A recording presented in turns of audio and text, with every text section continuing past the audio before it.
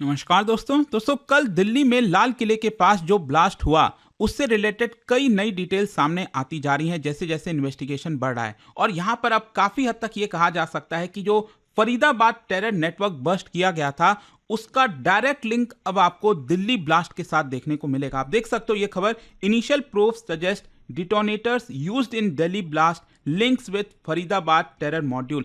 और यहां पर कहीं ना कहीं आपको समझना होगा कि अभी तक हम बात करते थे वाइट कॉलर जॉब्स की, लेकिन अब जो चीजें इमर्ज हो रही हैं उसमें जो टेररिस्ट हैं, जो ऑर्गेनाइजेशंस हैं, वो वाइट कॉलर टेरर मॉड्यूल को अपना रहे हैं। इसको थोड़ा सा हमें डिटेल में समझने की जरूरत है और थोड़ा सावधान रहने की जरूरत है कि अर्बन एरियाज में किस तरह से इसको फैलाने की कोशिश की जा रही है। वो सब कुछ मैं आपको डिटेल से बताऊंगा। देखिए, सबसे पहले अगर हम देखें तो यहाँ पर आप सब जानते हैं कि कल सेंट्रल दिल्ली में रेड फोर्ट गेट नंबर 1 के पास काफी बड़ा ब्लास्ट होता है। मतलब इतना बड़ा शॉक नॉर्मली कोई भी, अगर आप देखोगे, बाई चांस पहले ये सोचा जा रहा था कि शायद हो सकता है गाड़ी में कुछ सिलेंडर वगैरह ब्लास्ट हुआ हो, सीएनजी ब्लास्ट कुछ ऐसा, मतलब शायद सोचा जा सकता था। लेकिन जिस तरह का वो इम्पैक्ट था ना, जितने दूरी तक वो इम्पैक्ट गया था, नॉर्मली आपको सीएनजी या फिर सिलेंडर ब्लास्ट में देखने को नहीं मिलेगा। और यहां पर अब आप समझिए कि जो ये पूरा इंसिडेंट हुआ कल, इसको एक टेरर अटैक की तरफ देखा जा रहा है। और यहां पर white collar terror network operate जो कर रहा है जम्मू कश्मीर से फरीदाबाद के बीच में, उसके पीछे कहीं ना कहीं ये साजिश लगती है। अच्छा, ये जो इन्वेस्टिगेशन है आपको समझना है, इसके अंदर पुलवामा बेस्ड जो डॉक्टर्स हैं, मल्टीपल व्हीकल का जो ओनरशिप ट्रांसफर हुआ जो कल ब्लास्ट हुआ i20 कार में, और जिस तरह से एक्सप्लोसिव वेपन्स पकड़े गए फरीदाबाद में, इन सभी का आपको पूरा नेक्सस देखने को मिलेगा जो मैं आपको एक्सप्लेन करूंगा इस वीडियो के अंदर। मतलब ये दिखाता है कि ये जो पूरा ऑपरेशन था, ये जो टेरर ऑपरेशन था, वो काफी सोफिस्टिकेटेड तरीके से, मल्टी लेयर्ड तरीके से करने की कोशिश की जा रही थी। इसका क्रोनोलॉजी आप थोड़ा सा पहले समझ लीजिए। मैं आपको बता रहा था कल जो ब्लास्ट हुआ कल शाम को लगभग 6:52 पर, आप सब जानते ही होंगे। और जो रेड फोर्ट का मेट्रो स्टेशन है गेट नंबर 1, उसके पास ये देखने को मिला है। और ये जो ब्लास्ट ओरिजिनेट हुआ, मैंने आपको बताया, व्हाइट कलर की जो Hyundai i20 कार थी, जिसका अभी प्रेजेंट में जो रजिस्ट्रेशन नंबर था वो हरियाणा गुरुग्राम का था, HR26, आप सब जानते ही होंगे, ये नंबर आप देख सकते हो। ये बेसिकली बताया जा रहा है कि जो गाड़ी है वो फरीदाबाद से एंटर हुई थी दिल्ली के अंदर। देखो क्या है ना कि अगर आप ये थोड़ा सा देखेंगे, ये जो मैप है दिल्ली एनसीआर का, ये फरीदाबाद आप देख सकते हैं, यहाँ पर नोएडा है। तो फरीदाबाद से जब आप दिल्ली की तरफ एंटर करोगे तो यहाँ पर जो बॉर्डर आता है ना, आप में से जो लोग रहते हैं दिल्ली एनसीआर में, आप सब जानते होंगे बदरपुर बॉर्डर के बारे में। तो यहाँ पर जो सीसीटीवी कैप्चर किया गया, इसमें साफ साफ पता चलता है कि ये गाड़ी दोपहर में, ये बेसिकली फरीदाबाद से होकर बदरपुर बॉर्डर होते हुए दिल्ली के अंदर एंटर की है। और इसके बारे में आपको और बताऊंगा, लेकिन आपको यह समझना है कि जब ये सेंट्रल दिल्ली में आई, वहां पर खड़ी रही काफी देर तक। इनफैक्ट ये जो पूरा ब्लास्ट हुआ आप देख सकते हो, इसमें कई लोगों की जाने गई हैं। अब यहाँ पर जो कंफर्म मौतें हैं 9 के आसपास बताई जा रही हैं। तो जैसा कि मैं आपको बता रहा था कि ये बदरपुर बॉर्डर से होकर आया, आउटर रिंग रोड होते हुए ये आपका बेसिकली पहुंच गया ओल्ड दिल्ली, जो चांदनी चौक रेड फोर्ट वाला एरिया है, वो वहां पर पहुंच गया। और कहां पर इसने गाड़ी पार्क की, बेसिकली एक पर्सन है उमर मोहम्मद, इसका नाम सामने आया है। और ये जो उमर मोहम्मद है जो गाड़ी चला रहा था, ये गाड़ी को पार्क करता है लाल किले के पास, एक पार्किंग स्पॉट है सुनहरी मस्जिद पार्किंग। देखो थोड़ा सा अगेन इस मैप को आप थोड़ा समझने की कोशिश करिए। अगर आप गए होंगे चांदनी चौक पुरानी दिल्ली, तो आई एम श्योर कि आसानी से आपको समझ में आ जाएगा। ये रेड फोर्ट आप देख सकते हो, ये जो मेन एंट्रेंस है रेड फोर्ट का, लाल किले का, ये है बेसिकली। और उसके जस्ट अपोजिट में आप सब जानते हैं यहाँ पर चांदनी चौक रोड है जो ऐसे एंटर करती है, ठीक है। और यहाँ पर कोने में अगर आपको पता हो लाल मंदिर, जो जैन मंदिर है, और इसके अलावा लाल किला का मेट्रो स्टेशन गेट नंबर 1, ये आप देख सकते हो पास में। तो उसी के नज़दीक में यहाँ पर आप देखोगे सुनहरी मस्जिद पार्किंग। तो दोपहर को मैंने आपको बताया कि ये बेसिकली बदरपुर बॉर्डर होते हुए ये आपका सुनहरी मस्जिद पार्किंग में आकर खड़ी हो जाती है दिल्ली में लाल किले के पास, लगभग 3:30 बजे के आसपास, 3:19 20 मिनट ऐसा कुछ बताया जा रहा है। फिर देखिए क्या होता है, यहाँ पर जो पर्सन जो गाड़ी चला रहा था उमर मोहम्मद, वो 1 मिनट के लिए भी गाड़ी छोड़ता नहीं है। मतलब हो सकता है शायद वो पहले किसी का वेट कर रहा होगा, लेकिन जिस तरह से ऑलरेडी फरीदाबाद के अंदर रेड किया गया, वहां पर पकड़ा गया, तो वो शायद उसको कोई मिलने नहीं आया, या फिर कुछ भी हो सकता है। आई एम जस्ट अज्यूमिंग कि वो वेट कर रहा था वहां पर काफी देर तक किसी का, लेकिन कोई आया नहीं और वो गाड़ी में ही बैठा रहा। और फाइनली जो है शाम को जो है लगभग 6:30 बजे के आसपास वो ये पार्किंग स्पॉट छोड़ देता है, यहां से ये निकलने लगता है। और इसका पूरा रूट आप देख सकते हो, इस दिशा में ये जाता है, जैन मंदिर आता है आपका, फिर आगे जाकर फिर से ये यू टर्न लेता है।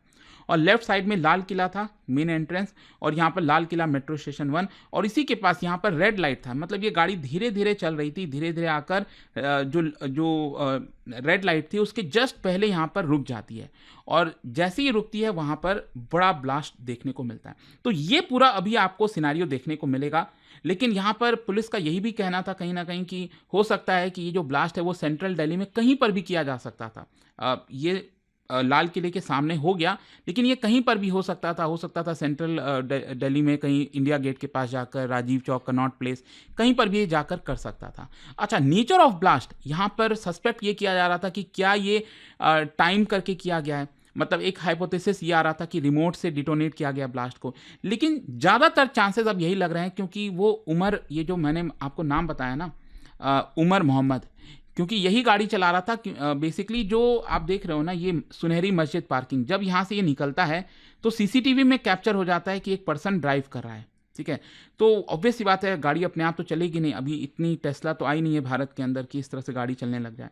तो मोस्ट प्रॉब्ली यहाँ पर सुसाइड बॉम्बिंग का हाइपोथेसिस सामने आया है कि वो पर्सन भी मारा गया होगा उसके अंदर। अच्छा, यहाँ पर एक और चीज़ है कि इसको किस तरह से ट्रीट किया जा रहा है। पहले काफ़ी डाउट था कि क्या इसको टेरर अटैक की तरह ट्रीट किया जाएगा, नहीं, लेकिन फाइनली मैं आपको बता दूं, जो एंटी टेरर प्रोटोकॉल्स है अंडर यूआपा या अनलॉफुल एक्टिविटीज़ प्रिवेंशन एक्ट, उसी के तहत इसको ट्रीट किया जा रहा है।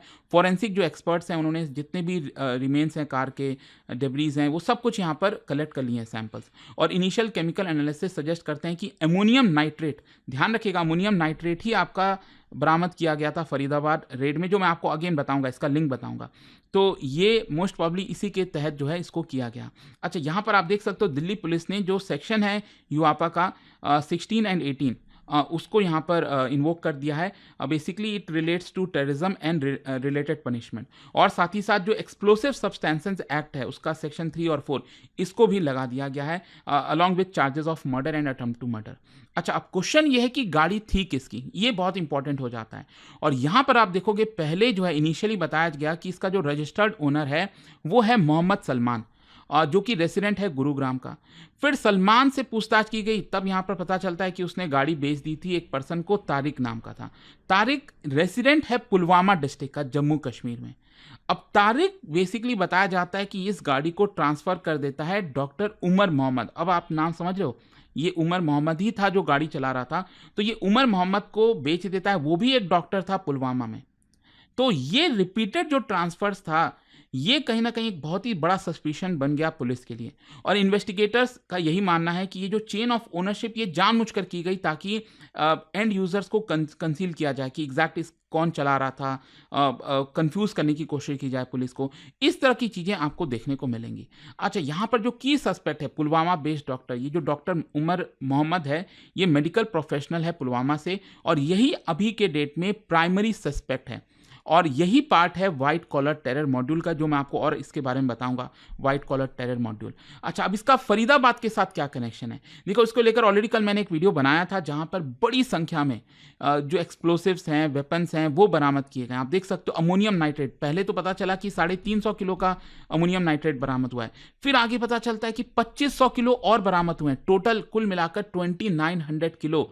सोचिए, इतना सारा अमोनियम नाइट्रेट बरामद हुआ है। Rifles, pistols, ammunitions, 20 electronic timers, detonator circuit, 12 suitcase जिसमें एक्सप्लोसिव कंपोनेंट्स थे, वॉकी टॉकी, कम्युनिकेशन गया। ये साफ दिखाते हैं ये सारी चीजें क्यों रखेगा कोई, तो ये साफ दिखाता है कि एक बड़ी साजिश, इससे भी कहीं ना कहीं बड़ी साजिश करने की कोशिश थी, लेकिन पहले ही पुलिस ने यहाँ पर, और ये बेसिकली जम्मू कश्मीर और जो हरियाणा पुलिस है उनका ज्वाइंट ऑपरेशन था बेसिकली, इसी के तहत ये रेड किया गया था। और ये जो डॉक्टर था फरीदाबाद में, वो भी अगर आप देखोगे तो एक रेंट पर लिया हुआ था उसने घर। तो अब क्वेश्चन ये है कि इसका इसके साथ क्या लिंक है। देखो, जितने भी इंडिविजुअल्स जो अभी तक अरेस्ट किए गए हैं, 2 पुलवामा बेस्ड डॉक्टर, एक महिला डॉक्टर है जिसके गाड़ी के अंदर वेपन बरामद हुआ है, तो इन सभी को अरेस्ट किया गया अभी के लिए। और जो राइफल है वो बेसिकली अगर आप देखोगे वुमेन डॉक्टर के कार में था, उसका भी लिंक फरीदाबाद मॉड्यूल से है।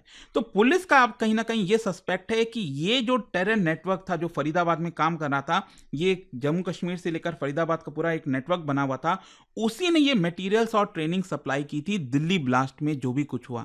तो इसके पीछे का कारण अब आपको फरीदाबाद के साथ कनेक्शन देखने को मिलेगा। अब ये व्हाइट कॉलर टेरर मॉड्यूल क्या है, देखो अब नॉन पहले क्या होता था, जो मिलिटेंट्स वगैरह थे, जिन जो एजुकेशन प्राप्त नहीं किए हुए थे, उन लोगों को जानबूझकर इसके अंदर धकेलने की कोशिश की जाती थी, बहलाया जाता था। लेकिन अब वाइट कॉलर बेसिकली अब जो एजुकेटेड प्रोफेशनल्स हैं, डॉक्टर्स, इंजीनियर्स, उनको इस्तेमाल किया जा रहा है टेरर हैंडलर्स के द्वारा। ये जो, क्योंकि क्या होता है ना, ये जो प्रोफेशनल बैकग्राउंड है, लोग काफ़ी अच्छे से विश्वास भी कर लेते हैं। आपके सामने कोई डॉक्टर आए बोले तो ऑब्वियस सी बात है, आपको लगेगा यार अच्छा ही इंसान है, क्या ही हम शक कर सकते हैं, तो आप आसानी से रेंट पर भी दे दोगे, कोई केमिकल वगैरह भी आसानी से डॉक्टर्स को मिल जाएंगे। तो यहाँ पर सस्पिशन कम होता है और लेजिटिमेसी प्रोवाइड करने की कोशिश की जाती है, और जो मूवमेंट है फंड्स का, केमिकल्स का, लॉजिस्टिक्स का अक्रॉस दी स्टेट, ये भी आसानी से हो जाता है। तो ये जो चीज़ें की जा रही है ना प्रोफेशनल्स का इस्तेमाल करके, इसी को व्हाइट कॉलर टेरर मॉड्यूल बोला गया है। और दिल्ली फरीदाबाद कश्मीर मॉड्यूल में अगेन बताया जा रहा है कि पाकिस्तान बेस्ड डायरेक्शन आ सकता है, हो सकता है, मल्टीपल स्टेट्स इसमें चीज़ें ऑपरेट की गई होंगी अलग अलग जगहों पर, और लीगल चैनल्स का इस्तेमाल किया गया, व्हीकल रीसेल जैसे करना, ऑनलाइन पेमेंट। और जो पुलवामा डॉक्टर्स हैं, they are believe to have procured chemicals and vehicles, जो मैंने आपको बताया ना, जो डॉक्टर शामिल थे, जिन्होंने गाड़ी एक्सचेंज वगैरह किया, तो वो इसके अंदर शामिल हो सकते हैं। और आगे चलकर इन्होंने ही जो एनसीआर के अंदर स्लीपर एजेंट्स वगैरह हैं, उसके थ्रू पूरा कोऑर्डिनेट किया होगा।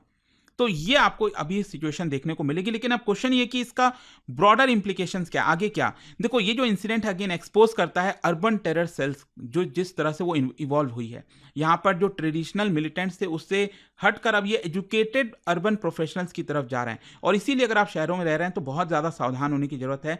और ये दिखाता है कि बहुत सारे वल्नरेबिलिटीज़ हैं, जैसे यूज्ड कार, अक्सर यही होता है, अगर आप गाड़ी में ब्लास्ट हो रहा है ना, उसमें यूज्ड कार होती थी और कई ओनरशिप चेंजेस आपको देखने को मिलेंगे। तो इसका वेरिफिकेशन सिस्टम थोड़ा सा और स्ट्रिक्ट करना हो सकता है सरकार को। केमिकल मॉनिटरिंग, जो केमिकल्स वगैरह प्रोक्योर किए जाते हैं, देखो अमोनियम नाइट्रेट हमारे देश में बैन नहीं है, लेकिन हाँ, इसको मिलना भी इतना आसान नहीं होता। लेकिन आप जानते ही, अगर आप थोड़ा पैसे वगैरह खिला दो तो चीज़ें मिल जाती हैं। और व्हीकल की स्क्रीनिंग, जो मॉन्यूमेंट्स वगैरह हैं, वहाँ पर जो व्हीकल जा रही हैं पार्किंग वगैरह में, उसकी स्क्रीनिंग करना, अगेन ये सब चीज़ें देखना होगा। तो ये केस की वजह से हो सकता है कि फॉरेंसिक सर्विलेंस थोड़ा सा एनहेंस किया जाए हमारे देश में, और जो टेरर रिस्पॉन्स का स्टैंडर्ड ऑपरेटिंग प्रोसीजर है, उसको अगेन रिवाइज करने की कोशिश की जाए। देखते हैं क्या होता है यहाँ पर। बट आई होप कि एक बड़ा लिंक जो सामने आया, जो नई चीज़ें सामने आई हैं, वो आपको पता चली होंगी। जाने से पहले एक इंटरेस्टिंग क्वेश्चन आप सभी के लिए, क्या बता सकते हो जो एनआईए है, जो पूरा इन्वेस्टिगेशन कर रहा है, इसमें नेशनल इन्वेस्टिगेशन एजेंसी, ये बेसिकली कौन से मेजर टेरर इवेंट के बाद स्टैब्लिश किया गया था, कौन सा इंसिडेंट हुआ था उसके बाद ये बना था? और इसका राइट आंसर आप सब जानते हैं, मेरे इंस्टाग्राम पर तो मिलेगा ही, वहां पर अगर आप नहीं हो कोई बात नहीं, टेलीग्राम से ले सकते हैं इसका सही उत्तर। और दोस्तों मैं आपको बता दूं, अगर आप यूपीएससी 2026 का प्रीलिम्स दे रहे हैं तो उसका क्रैश कोर्स, पहला क्रैश कोर्स आज से स्टार्ट हो रहा है, आप इसको अवेल कर सकते हैं, जिसके अंदर पूरी प्रिपरेशन, 250 घंटे की लाइव क्लासेस, पर्सनल मेंटरशिप भी आपको इसके अंदर लेकर आए हैं, सब कुछ मिलने वाला है। लिंक कमेंट सेक्शन में दिया हुआ है। Use this code Ankit live maximum discount के लिए, और ये फोन नंबर है, यहाँ पर आप कॉल कर सकते हैं, मेरी टीम आपको अच्छे से गाइड कर देगी। स्टडी IQ IAS, आपका सिलेक्शन हमारा मिशन।